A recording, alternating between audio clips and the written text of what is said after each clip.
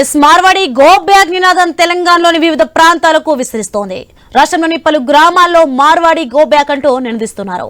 రంగారెడ్డి జిల్లా ఆమనగల్లో వ్యాపారులు కూడా మార్వాడి గో బ్యాక్ అంటున్నారు. రేపు స్వచ్ఛందంగా బంద్ లో పాల్గొనాలని పిలుపునిచ్చారు. దుకాణాలు మూసివేసి బంద్ లో పాల్గొనాలని కిరాణా, వస్త్ర, వర్తక సంఘం, స్వర్ణకార సంఘాలు పిలుపునిచ్చాయి.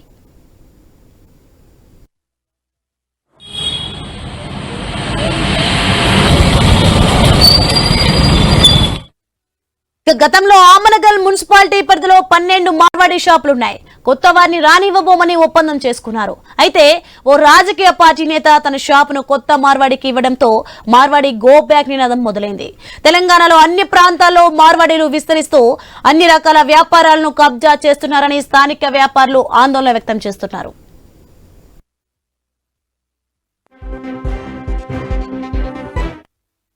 ఇక మార్వాడీలు నాణ్యత లేని వస్తువులు అమ్ముతూ ఈ ప్రాంత వ్యాపారస్తులను పరోక్షంగా దెబ్బతీస్తున్నారని ఆగ్రహం వెలిబుచ్చారు. మార్వాడీల విస్తరణతో స్థానిక యువత ఉపాధి కోల్పోతుందని ఆరోపిస్తున్నారు.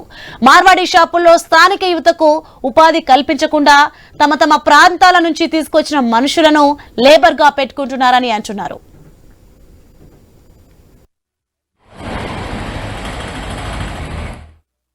ఇలాగే కొనసాగితే తెలంగాణ ప్రజల మనుగడకు ముప్పు వాటిల్లే అవకాశం ఉందని ఆందోళన వ్యక్తం చేస్తూ బంద్ కు పిలుపునిచ్చినట్లు వ్యాపారులు తెలిపారు. తెలంగాణలో ఇటీవల మార్వాడి గో బ్యాక్ నినాదంతో సోషల్ మీడియాలో ఉద్యమం మొదలైంది. సికింద్రాబాద్ లోని మోండా మార్కెట్ లో జరిగిన ఘటనతో ఇది మొదలైంది.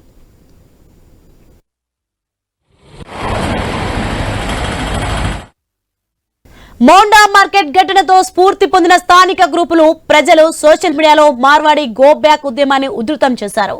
మార్వాడీల దుకాణాలను, స్వీట్ హౌస్లను బహిష్కరించాలని పిలుపునిచ్చారు.